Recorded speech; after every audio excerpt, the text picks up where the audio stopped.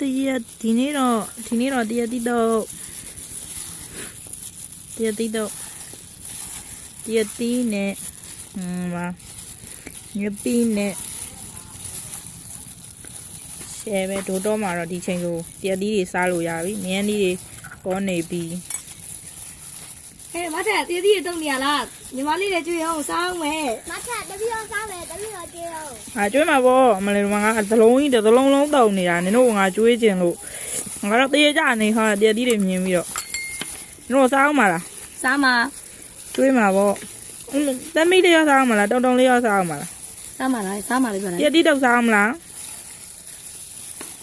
စားမှာလားငါတို့တော့မှာတော့မချော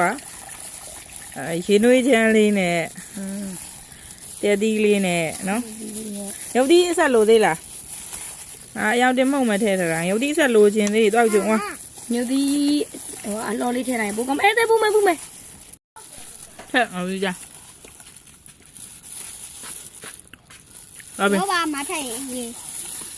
အဲ့လိုရေနွေးတောက်မနေရေတောက်မှာလားကြောက်တော့နဲ့တော့တော့တောက်မှာ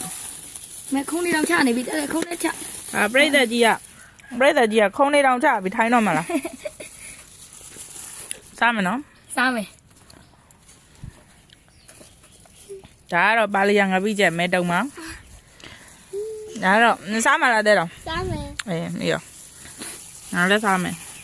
အိုင်နေမှာစားကြလို့ပါချမယ်လားစားမယ်စားမလားတရားဒီချမယ်ချမယ်ကျွေးမှာပေါ့စားမယ်ဆိုရင်ဒီမချနေဥဖြစ်ပဲရအမြည်ကြည့်လားရိုးနေလားဘာလို့လဲကောင်းတယ်โอเคအဲ့လိုဖြစ်နေမှာရမြည်ကြည့်လားကောင်းလားကောင်းလားအဲ့ကြောင့်ငါလည်းမြည်တာမအဆက်လို့သေးလားအ